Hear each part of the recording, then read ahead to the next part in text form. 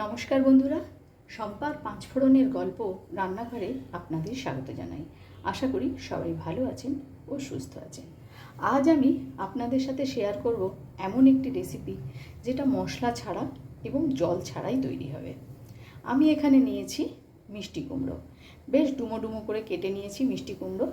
একটা ছোট আলু 4 টুকরো করে নিয়েছি, বেশ কিছুটা পরিমাণ পুঁই শাক কেটে নিয়েছি কয়েকটা কাঠি কচু মধ্যেখান থেকে কেটে ডুমো করে নিয়েছি এক টুকরো আদা আর নিয়েছি 3টে পাকা লঙ্কা। চলে যাওয়া যাক আমার মূল রেসিপিতে।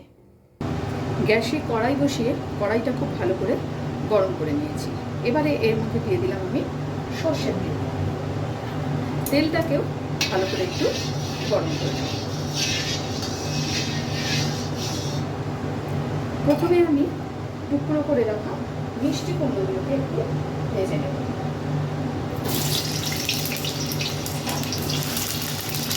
সামান্য একটু হলুদ গুঁড়ো দিয়ে দেব।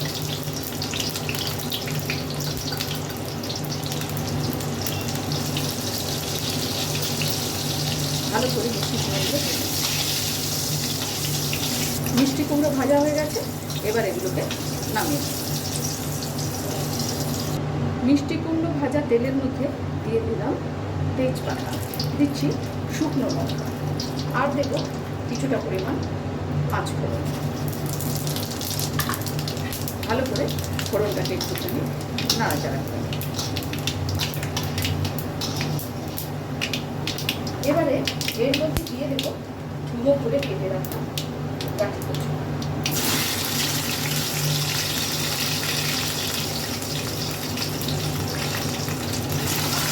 আর দেবো ডুমো করে কেটে রাখা আলু।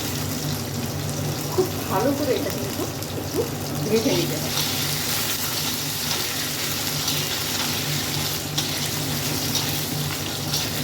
প্রায় 1 মিনিট ধরে কিন্তু এটাকে আমি ভাজবো, নাড়াচাড়া করবো। খুব ভালো করে ভাজা হলে কিন্তু সেদ্ধ হতে আর বেশি সময় নেবে না। আমার রান্না যদি আপনাদের ভালো লেগে থাকে আর যদি এই ভিডিওটি আপনারা ফেসবুক থেকে দেখে থাকেন, তাহলে অনুরোধ করব পেজটিকে ফলো করে দেওয়ার জন্য।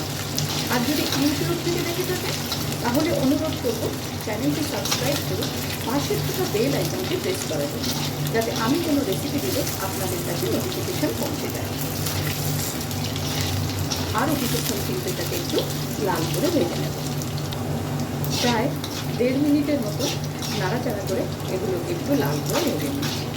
এখন আমি এর মধ্যে দিয়ে দেবো সেই যে আদাটা রেখেছিলাম, সেই আদাটাকে গ্রেট করে নিয়েছি। আদাটা দিয়ে দিলাম, আবার একটু নাড়াচাড়া করে নেব। এবারে দিয়ে দেবো কেটে রাখা পুঁই শাক।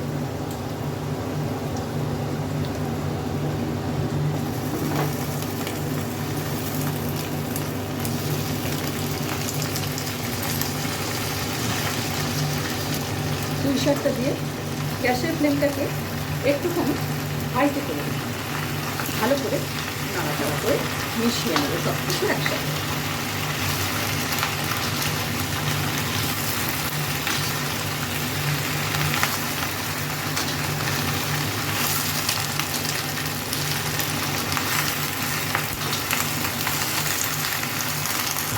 সব কিছু নাড়াচাড়া করে মিশিয়ে নেওয়ার পরে দিয়ে দেবো পরিমাণ মতো লবণ,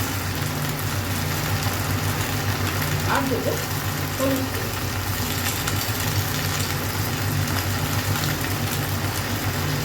আবারও খুব ভালো করে নাড়াচাড়া করব। গ্যাসের ফ্লেমটা কিন্তু এই সময় লোতে করে দিলাম।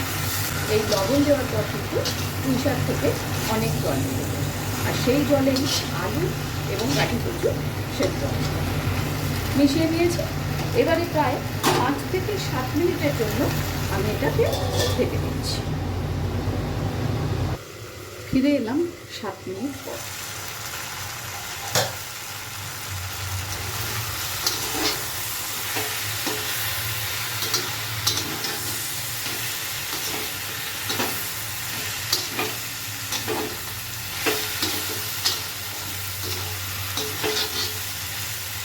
এবারে এর মধ্যে দিয়ে দেব চেরা পাকা লঙ্কা,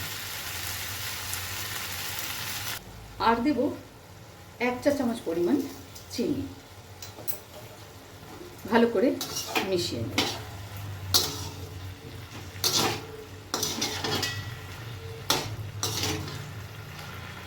যতক্ষণ না আলু এবং কচুটা সেদ্ধ হচ্ছে ততক্ষণ পর্যন্ত কিন্তু এইভাবে ঢাকা চাপা দিয়েই রান্না করব।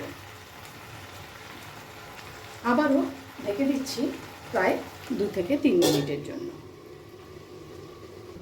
ফিরে এলাম 2 মিনিট পর। দিয়ে দেবো মিষ্টি কুমড়োগুলো, যেগুলো আমি ভেজে রেখেছিলাম।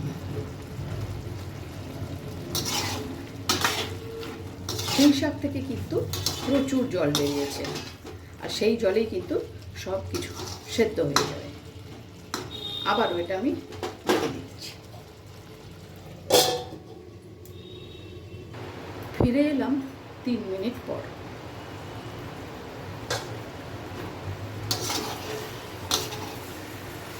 পুঁই শাক, কুমড়ো ও কচু কিন্তু খুব ভালোভাবেই মজে গেছে। এবার এটাকে আমি নামিয়ে নেব।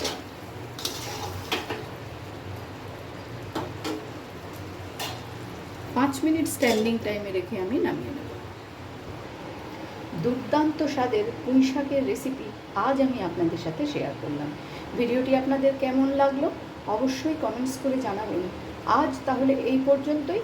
দেখা হচ্ছে সামনের ভিডিওতে অন্য কোনো রেসিপির সাথে। ভালো থাকবেন, সুস্থ থাকবেন।